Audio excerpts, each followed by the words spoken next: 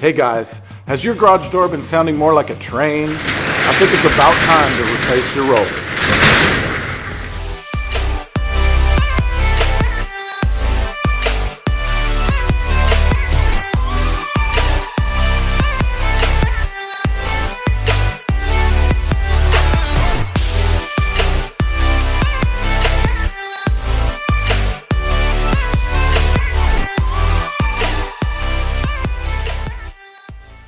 I just wanted to show you, this is what happens to rollers over time.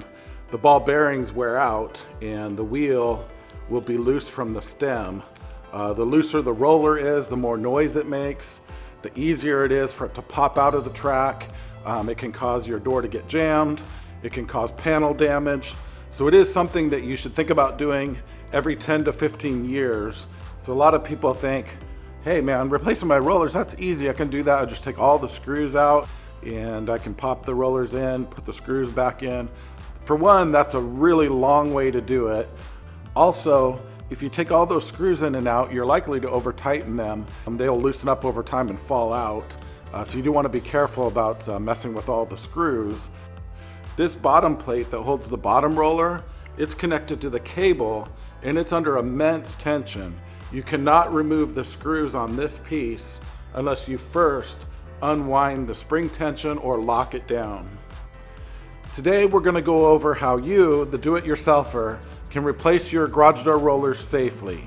Stay tuned to the end of this video. We'll provide you with a link where you can order nylon rollers for your garage door, $40 for anywhere in the US, shipped to your doorstep. Don't adjust your volume. This is just a really loud garage door. I'll show you how to remedy that and replace the rollers right now. You're going to count 3 rollers high, and just a bit above that, maybe 6 inches above that, is where you're going to create an opening using some channel locks. You're just going to grip it and pull outward, move it up a small increment. You're going to create about a 1-inch space. You can do one side or both sides. See the opening created right there, and then you're going to lower the door to that point and pry the roller out. It's really easy. We're using a flat file. You could use a screwdriver. Go to the second roller. You're popping these rollers out and leaving them out till you get to the third roller. Pop it out and then go ahead and replace it with a new roller. Pop it back in the track, really easy. Go back up to the second roller. Take it out, put the new one in, put it back in place. Notice the cable is inside the track, actually beside the door. And then the last roller pops in place. You're going to raise the door a little ways so that you can straighten the track back out.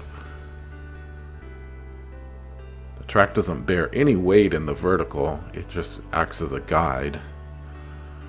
So with the door fully open, you're going to go ahead and lower the door about halfway. Should balance pretty easy at that point.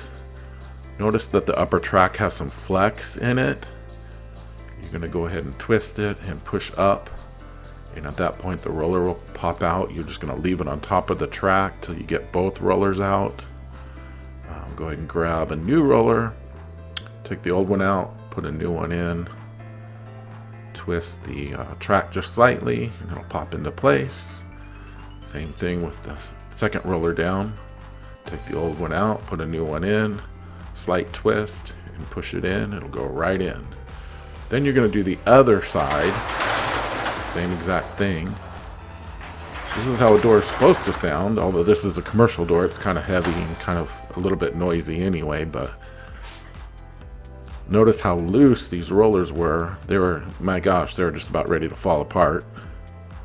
So you guys won't regret it. These rollers, these nylon rollers, are super quiet. So a lot of garage door companies, if they're called out for repair or maintenance on your garage door, they will replace your rollers, usually a set of 10 rollers for a 16x7 garage door. It might cost you anywhere from $100 to $200 parts and labor. We charge just $40 for our high quality nylon rollers, and those will be shipped to your house anywhere in the US for $40.